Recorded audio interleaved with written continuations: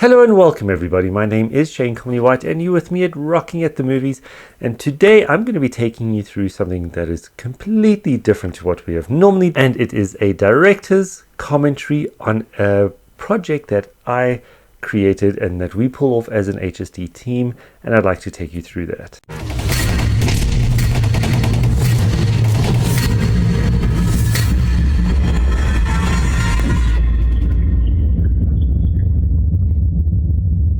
I hope that you're ready. I'm not too sure if you've actually had a look at the show that I've put onto YouTube for you to have a look at, and that is called Cooperation Breakout.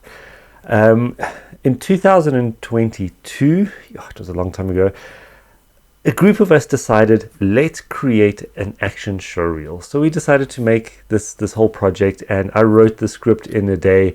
The original script was changed to have a little bit of input from the various different actors that were part of it, and we went through a lot of different learning processes throughout this entire project. But ultimately we had a massive team of people that were pulling their weight in so many different ways.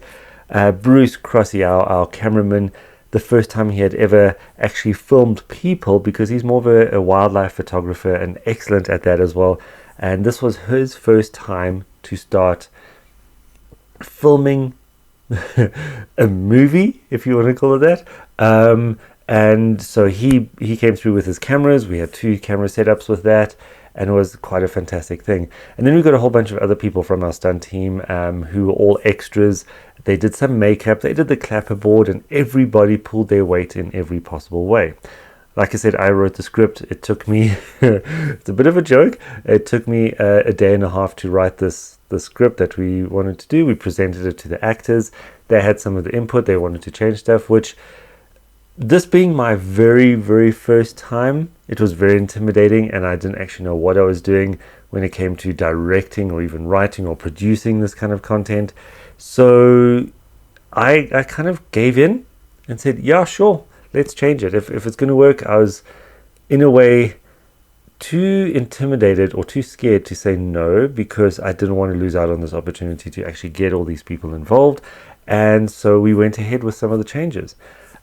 Just to let you know, I intend to take this project on with the original script, with the original storyline, with the original concept as a full feature movie. So even though that this was a sample of what we could do, I want to actually reinvest into this project as well. So keep watching this.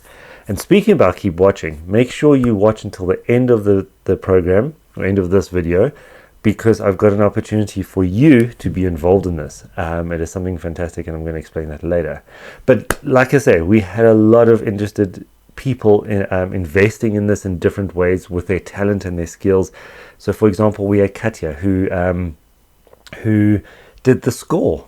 The score and the music that goes around with it was fantastically incredible, and it was done by distance, if you want to call it that. She's living in Cape Town, and I sent her the basic edited daily, if you want to call it that, and I sent that to her, and then it was a couple backwards and forwards of what was needed, and then she put the music to it, and it actually worked out perfectly well. And I'm so grateful for her to being part of this, or being part of this project itself. And the most amazing thing is, she's signing on to be part of more projects that we do, which we've got a lot more coming up, which is actually quite crazy. All right, so enough of my talking. Let me go through this project with you. I'm going to be displaying it right up here for you, and I'm going to be talking through certain elements. I will be pausing, so I hope that you don't mind, but it's almost like a director's reaction, director's commentary, and here we go. Are you ready for it? All right, so fantastic. We're starting off with a little bit of an external scene and trying to showcase where the whole concept is going to be taking place. Now, this is where one of the characters, who's played by Candice Weber, is pulled into a prison as she's been abducted or kidnapped or taken into this prison, and she doesn't know what she's getting herself into or where she's going, and it's a little bit of an eerie start to the show. She gets thrown into the dungeon, which was actually a very interesting place, because we had access to this one particular room that had 3 walls, and next to it was a door. So we had to almost imagine that this door that was next to this room was part of the cell. So it was very difficult to come up with a concept. This is Llewellyn, and he is one of the other characters who's been part of the show as well, and he is now in the prison. He's Dimitri, and he's been here for quite some time.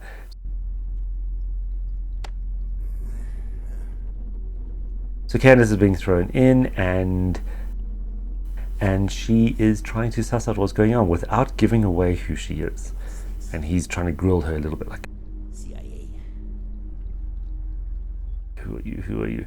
Now, in the original concept, we actually want someone who's been in jail for a long time. So he has to be a lot more subdued and beaten and broken down and not so aggressive and powerful. And so she is the actual strong character in this part, and you see how he develops at a later stage. So that's what we're going to be going back to down the line. But this worked out very well.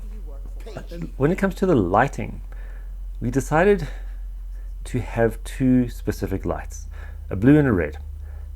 Predominantly, we wanted to put him as the bad individual in the red light, and we wanted to have her as more of the softer, good kind of individual in the blue light. Obviously, it didn't always work out exactly like that the whole way through, but we tried our best to maintain that kind of feel, like you always feel that he was the bad one. And at the moment now, you can see it's a merger of the two, because you actually don't know if she's good or bad yet. And he's saying, "Welcome to Hotel Hell." Now, when it comes to this part, it's quite interesting. He's telling what the prison's like, and about the food, especially about the guests that don't stay very long. So he's been there longer, and he's noticed a couple guests that have come and go. And here's Paul, one of our guys who's part of the stunt team, and he really wants to be an actor, so gave him this opportunity. When it comes to that food, it was actually so funny. I didn't know what to create as like a slop that looked gross. So I brought my dog's bowl, and I went into the kitchen in this place that we had, poured some water in, found that they had a bit of coffee, put some coffee in that water, so it got a little bit dark and blackish or brownish. And then to make it look like food and gross kind of food, I used tissue paper, broke it up, threw it in there. Now, this was the first part that they had a bit of a fight or an altercation of when she was being pulled out to be interrogated by the guards that abducted her, and he was meant to kind of tell her, let her know that she must be quiet or else she won't be returning. This gentleman, Enos, incredible character. He played a part in our very first little short film that was narrated by Eric Roberts, and he's got such a striking look. I love the way that Paul pulls this off, and that laugh is quite like, oh, he's quite intense when he comes to that laugh, and I think he did exceptionally well with that. So well done, Paul. I really think that you pulled it off. Okay, now we have a cameo coming up here. Now the cameo is Bruce, who is our cameraman, so I had to switch roles quickly and hold the camera and just push the button. That was my job. I had to push the record button. But Bruce comes up now, and you'll see he's the one who's going to be shot. I did want to try tie something in here. So it has a flashback. What they're talking about is how long he's been here and all that kind of stuff. And she's trying to find out who he is. And this is where the name comes out. And she's been hunting this person for so long because she's trying to get him, because she found out that he killed her brother. Oh, I love this scene. I love the look of her blurry face and framing him nicely, and then the shock. It's like, oh crap, here we go. I'm Derevko. And it leads into a kick that follows the sound of a gunshot. Gunshot, kick. Oh, she took a chance to say, that's it. That was her first in that she could get. And then she decided, I'm going to pull off this fight, and I'm going to actually beat you up, because now I've been looking for you for so long. In the original script, obviously, the character that she's beating up right now should have actually been a lot weaker. So it actually worked better in the sense of how she was able to take control of this particular altercation. And he was meant to be broken, as if he didn't want to fight back. He can't fight back. He wants redemption rather than revenge. And that's why he's trying to say, let me explain. So now they're having a little bit of a talk. Quite difficult to film this because we didn't have the equipment to actually pull this off the best way. We had 2 spotlights with filters on and 2 cameras that Bruce had. Here's Bruce again. And it was very, very difficult to do. We had to try use microphones, which didn't work too well. So we had to redub this entire show. Such a difficult thing to do. And that's where he says, "Das Vidanya." Obviously he's Russian, so trying to say goodbye, putting the coins on his eyes, the kind of ritual and his modus operandi, which is, I love that part. So, like I say, when it came to mics, we had to DIY our own things the whole way through. So I had a laptop with lapel mics, like the one I've got on my chest right now for what we're talking about. And I was trying to reach to get it close to their mouths, and it worked to a degree. But unfortunately, the environment that we were in had such a bad background ambience noise of fans and generators that it picked up that noise, and we couldn't actually get good, clean audio. So again, had to dub the entire thing with every single character again and again. Now I do want to give a bit of a shout out to Candace, who's playing Alexandra Hamilton here. She did the dubbing with the greatest of ease, pure professional, and listened to the direction of what was needed. I typed out the entire script with the timelines, and we sat in the studio and we actually went through the entire thing. It took her such a quick time to actually get through this, getting the inflections, getting the mood, the mindset, and the way that she spoke exceptionally well. It was a true professional when it came to the ADR side of stuff as well. So again, Candace, sure, take my hat off to you. It was fantastic. It was tough to do the other characters, and also especially later on when you see the fight scenes, it took a little bit longer. There was a lot more, okay, let's redo this one. It didn't seem right, let's try it again, and we did the best that we could. And we tried. So now this part was how he actually wanted to try work with her to get out, because he found that maybe this is his chance to get out of this prison. The only chance that he had. So yeah, they're trying to do that. Sweetheart, why haven't they tried to kill you yet? Huh? What have they uncovered? Had to have a little bit of wit and comedy and attitude when it came to her. The original script didn't have that, and she added that in, which is a great addition to that, I'm not going to lie. I went on a rogue mission to find out who killed my brother. But my intel So now she's telling a little story about exactly what happened. And there was a little bit of a realization. A lot of the stories couldn't be finished, and a lot of the sequences couldn't be finished because we needed these guys to come in, take her out of the prison again so they could interrogate her again to find out where she's from. And each time you can see that the makeup gets a little bit more intense. Like now they come in, take her out. This was my best scene. Bah! Hitting him with the butt of the gun. Not an easy thing to do as well, because we had to actually do the POV, put the camera in the way of where Llewellyn was seated, and to film that exact motion. Challenging, but it worked out well. I think the cut was quite nice there.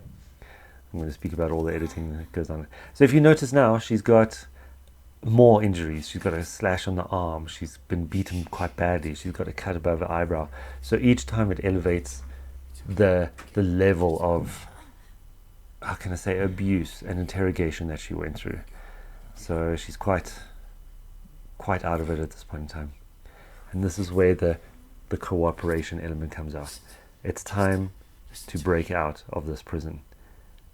And I was hoping that this was going to be their arc of where they actually became close and realized that they had to do stuff together. But she still wasn't sure. And you'll see this just now in the actual fight scene. I'll explain that part there. Still a little bit of that witty charm that she has. Pulls it off quite well, I suppose. And I liked it.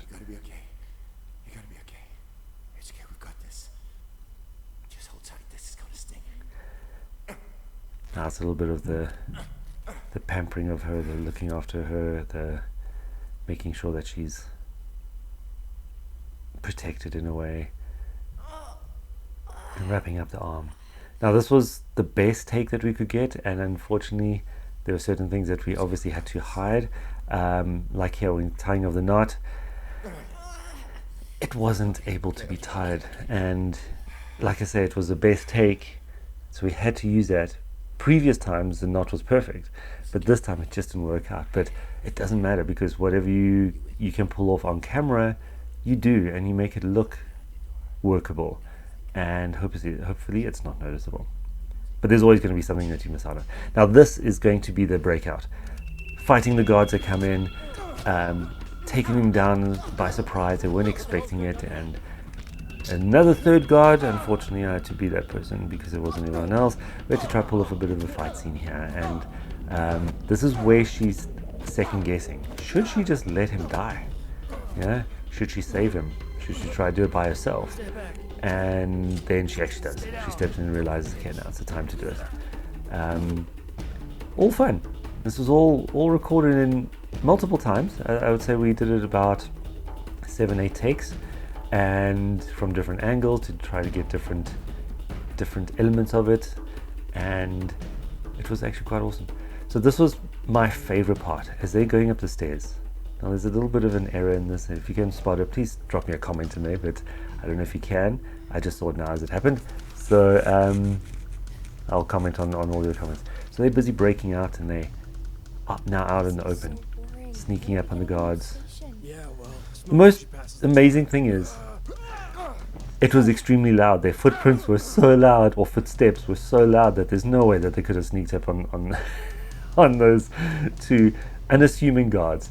But yes, so he picks up the gun, she tosses the rifle away, and in all honesty I would have actually kept the gun if it was real life. And here are two of our other stunt people, that Nina and Ross, who chipped in and volunteered to be part of this. And Ross, shame, he did this kill shot multiple times, falling back on his back with pure dedication. It was actually fantastic. Now I'm in the scene again that's coming up. You can't see me. I'm hiding behind the grass, and I'm making the explosion happen with that very big, long, tall burst of air, as you see it. Grass goes up there. It wasn't exactly what I was hoping for, but that was the best that we could do, so I had to put a bit of CGI over that as well.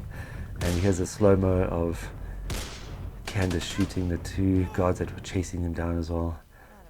And here's something else. There's a little guard tower. I'm going to give away a little bit of a secret. That guard tower right in the corner there was there for, what, 2 seconds? Took 3 hours for me to figure out how to put that in. But I just wanted to add that to show that they had escaped a compound, so it looks a little bit more realistic. And now they're in the wilderness with distant houses in the background, and it's all nice and misty and foggy, and it looks like they've been traveling for quite some time. So I think we pulled it off quite well. Now obviously the ending of this was completely different than my original script, which I will be bringing back. I think it has a little bit more heart to it, and an emotion to it, and how they actually went from that particular part to everything else. But bottom line is, I think what we did with what we had, we pulled something off as a passion project, and it worked very, very well. So yeah, now let me just go into this little bit of a story. The hardest thing to do is a passion project, and the reason why I say that is, you are hoping to pull off something amazing when you actually don't really have all the resources to pull it off. So for example, we didn't have cameras, except we were borrowing Bruce's, and thank goodness he said we could. I had lapel mics from doing all my other YouTube videos that we added in and put it onto the laptop, which wasn't the greatest thing, and it didn't work out too well. And to match all of those audio clips with the video wasn't exactly the best, because they weren't the best mics. Lighting, I went out and bought some spotlights from the hardware store, because we didn't have anything. And over time we started building up, and every single month we bought something new, like mats or lighting or better microphones, or shotgun mics or boom mics, and all of that kind of built up over time. The one thing that I find or found in every single production that we're doing at the moment is lacking is an editor. It is the hardest thing to expect people to do stuff for you, and I don't like asking for people's free time. I do it to ask them if they want to be part of something, that in the hopes of going somewhere else, but I actually don't like doing that. It's quite hard for me to do that. So when it came to an editor, I knew that that was one of the hardest and the tedious part of when it comes to actually creating a movie. So I took it on myself to try figure out how to edit. Never done it before like this, putting all the different clips together, the different cuts, doing any of the color balancing. So color grading is a mission of note, like you can't believe, especially when you're working with two different cameras that have two different slight settings and the lighting is different. It is a mission. But I took the time, and this project took a long time to come out, and the reason is because I was trying to do whatever I could with what we had. And if we had an editor, they would have been able to finish this within about a week.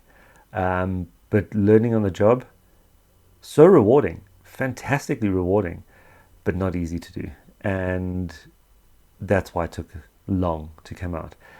But I think it was worth it. I think I learned so much from doing all of this. Now I understand so many different elements of a production that when I'm asking for someone to do a specific camera angle, I know why and how it's going to work in the editing process as well. It's not just because I want to see something like that and it's a stupid idea, but I can also turn down a certain angle or lighting effect or something when it comes to the production of the next particular scene that we're going to be doing, because how does it tie into a previous one? So with the editing makeshift learning that I did, if you want to call it that, I learned a lot of how to actually direct better, I feel. I still got a long way to go, and every project that we do, I'm feeling that I'm learning new things every single time, and I hope to goodness that I'll never stop learning, because that's what's going to make it worthwhile down the line. So everyone who has been part of this has been amazing and incredible, and patience to those that had the patience to wait for me to get this out. And it was I take my hats off to all of you who enjoyed the whole process, who put the efforts in, and again had the patience to wait for my my message via WhatsApp to say, hey guys, it's done, go have a look at it. And again, like I said about the learning curve, putting in that image of the watchtower, to try put that in and track it, I'd never done that before in my life, and I knew that it couldn't be a static image that's just going to sit there and eventually just disappear. It had to move with the movement of the camera. What a mission to learn how to do that. It took me 3 hours. I know other people would take them 5 minutes, but I went through all the errors and went through all the trial and errors that goes with it. The trying to grade it better so it matches the background and the foreground a little bit nicer and easier. So the lighting had to be better, and it was hard to do, but I'm proud that I was able to do that. And I hope that it added that tiny little bit of, oh, that's where they came from. If no one notices it, it doesn't matter, but it's noticeable if it's not there, which I think is the most important thing when it comes to effects, from what I've learned. If you notice that there's something empty, but you don't notice what the effect was, I think that is when it's actually going to work quite well. When it's way too much volume and way too much explosion that is not necessary for that particular image or that particular scene or that particular moment, it kind of detracts from what's actually happening. But that's me. Different mindsets from different directors, different producers, whatever else it might be, from all over the world. You never know what they prefer. I think I would just try to keep it as subtle as possible, that you know that it's missing if it's not there, but you don't notice it if it is there. It just kind of completes the whole project. Okay, so it's quite tricky and quite difficult. That in a way wraps up the entire program that we did. It's a first of many that we've got. Currently, I'm busy editing the next one, which is called Psycho Games. It's a lot longer and it's a lot more dynamic, a lot more of a storyline that goes with it. Different locations, different mindsets of multiple different people, a lot more extras, and that's going to be coming out as soon as possible. Again, I'm editing it again as well myself. So if there's any editors that want to be part of whatever we're doing and that wants to increase their skills, please contact me, send me a message. My details are in the About Us section of this channel. So I'm open as long as you are willing to be part of our growth and our development, and there are big things coming. I will greatly appreciate any assistance. And then on top of that, I would actually like to invite you. This is the chance now where you, as a viewer, can actually get involved in multiple ways. I'm setting up a Patreon account that's going to be created very soon and launched very soon, so please keep a lookout for that. But if you look at the bottom of our page right over here, or of this video right over here, there's a super thanks button. What the concept behind this particular button is any funding that comes through from your super thanks for liking and watching this video or any of the other videos on my channel, every single cent that is earned from this goes to the development of more projects, bringing more people in, creating more work for people, giving them the ability to showcase themselves as much as they can. And you will also be credited on that particular project, and any other project that comes through as well. So whatever's next, whatever funding is, we'll gather all of the people that contributed to it, and you will essentially become an executive producer for those particular projects. You'll get your credits in the actual movie.